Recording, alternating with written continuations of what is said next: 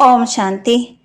26 जून 2025 के बाबा के मधुर महावाक्य। बाबा कहते, मीठे बच्चे, अब भी तुम्हें निंदा, स्तुति, मान, अपमान, दुख, सुख सब कुछ सहन करना है। तुम्हारे सुख के दिन अभी समीप आ रहे हैं। अभी तुम्हें निंदा, स्तुति, मान, अपमान, दुख, सुख सब कुछ सहन करना है। तुम्हारे सुख के दिन अभी समीप आ रहे हैं।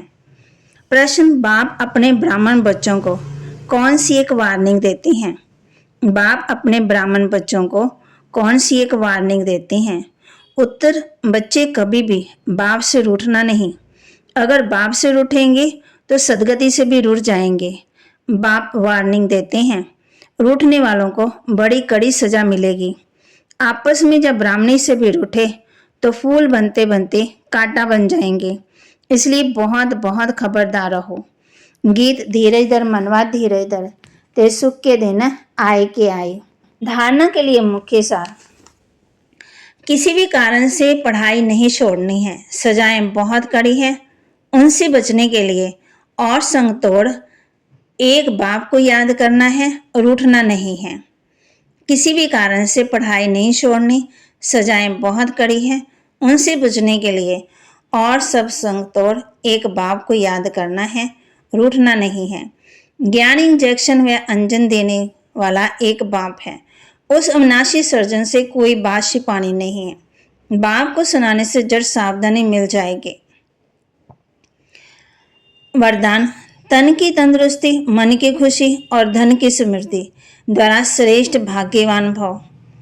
तन की तंदुरुस्ती, मन की खुशी और धन की समृद्धि द्वारा श्रेष्ठ भाग्यवान भव।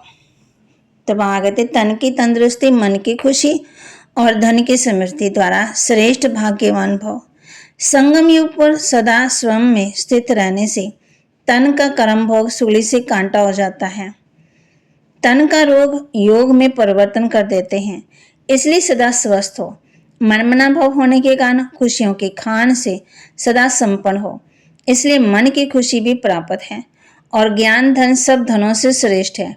ज्ञान धन वालों की प्रकृति स्वतः ही दासी बन जाती है और सत्संबंध भी एक के साथ है। सब संपर्क भी होली हंस से है। इसलिए श्रेष्ठ भाग्यवान का वरदान स्वतः ही प्राप्त है। स्लोगन, याद और सेवा दोनों का बैलेंस ही डबल लाख है। याद और सेवा दोनों का बैलेंस ही डबल लाख है। अव्यक्त इशारे, जैसे अनेक जन्म अपने देह के स्वरूप की स्मृति न चल रही, वैसे ही अपने असली स्वरूप की स्मृति का अनुभव थोड़ा भी नहीं करेंगे क्या? ये पहला पाठ कंप्लीट करो, तब अपनी आत्माभिमानी स्थिति द्वारा सर्व आत्माओं को शास्त्र का कराने के निमित्त बनेंगे। तो बाबा ने आज हम बच्चों को होमवर्क दिया है, ये पहला पाठ कंप्लीट करो, तब अपनी आत्माभिमानी स्थिति द्वारा सर्व आत्माओं को शास्त्र का कराने की निमित्त बनेंगे। बाबा के महावाक्य को लाइक करें, शेयर करें, सब्सक्राइब करें और अपने जीवन में धारण भी करें। और ज्ञान इंजेक्शन व अंजन देने वाला एक बाप भी है। तो बाबा कहते हैं, बाप को सुनाने से सावधानी मिल जाएगी। फिर बाबा ने कहा है कि बेहद का बाप बच्चों से पूछते हैं, बच्चे, हम तुमको इतना शाहूकार बना के गए, फिर तुम्हारी दुर्गति कैसे हुई?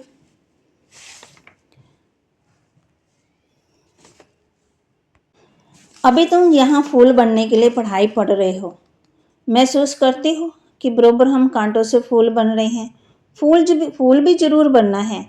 कोई को कुछ संशय फलाना ये करते हैं, ये ऐसे करते हैं, इसलिए हम नहीं आएंगे, बस रूठ कर जाए घर में बैठ जाते हैं। बाप कहते, भले रूठो, लेकिन पढ़ाई से कभी नहीं, बाप से कभी नहीं रूठना।